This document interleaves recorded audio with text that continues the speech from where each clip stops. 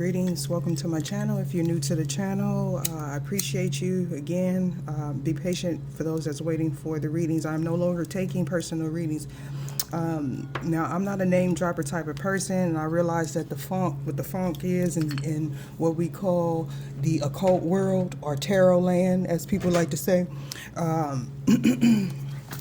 that it is truly a spiritual warfare, and you will realize, those of you that are readers, those of you that may be resonating with these readings, that may not necessarily.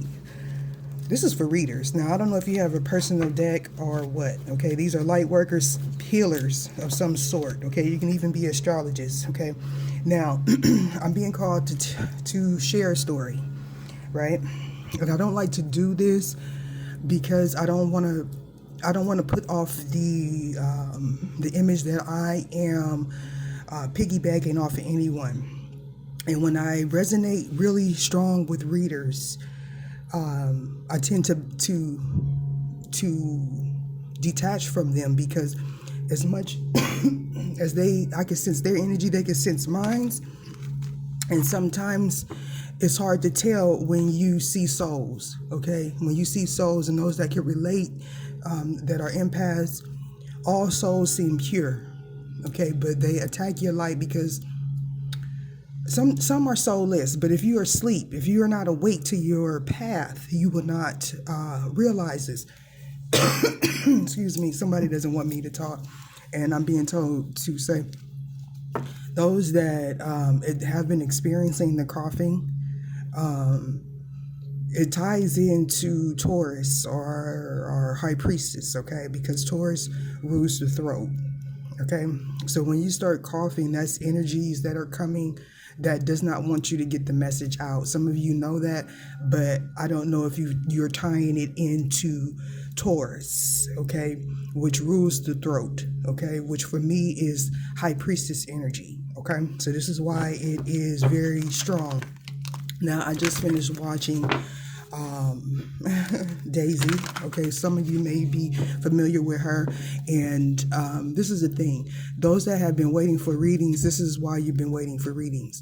In the last couple of days, I've been, not just a couple of days, this is the spiritual attack has been for going on for years, and it just resonated with me. Why? Okay, so for those of you that are resonating with this family and trauma and taboo things, okay, my situation is like that one being the War of the Roses type of thing, and how it ties into the South.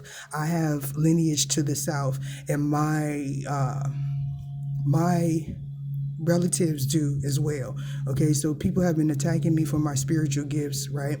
And stalking some of my family members with soliciting calls, tapping into some of their bank accounts, things of that sort, messing with their phone lines and things of that sort. Okay, so this is a very powerful energy. What took place, what was that, Monday? My grandmother had a stroke. Okay, my grandma is a very spiritual woman. She is Choctaw. Okay, and she's black. So for those that want to start doing it, she's black, and she calls herself black. All right, but this is why I have such a connection to the Geechee and the Creole and things of that sort, because it's in my lineage. I had a premonition of someone burying me. Okay, now this has happened before.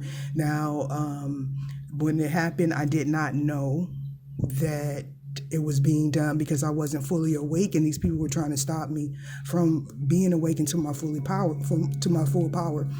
Nevertheless, I got into car accidents. I started having chaos in my family, separation spells, domination spells, everything. Everything was just going downhill, okay? And it was people in my family that I didn't know of as well, and it was also family, friends, or karmic friends, past life soulmates, entities, hosts, okay, people that really don't like you.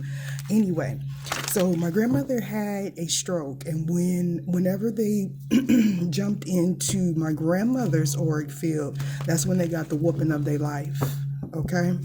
They got the whooping of their life there. So Shout out to Daisy.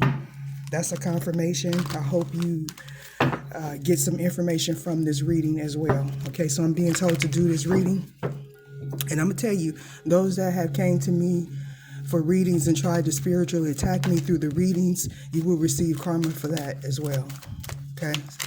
So if you're trying to be sneaky, you know, don't think that I don't know or didn't know. All right? Here we have curses coming out in the reverse. Somebody's resistant to these curses. Okay?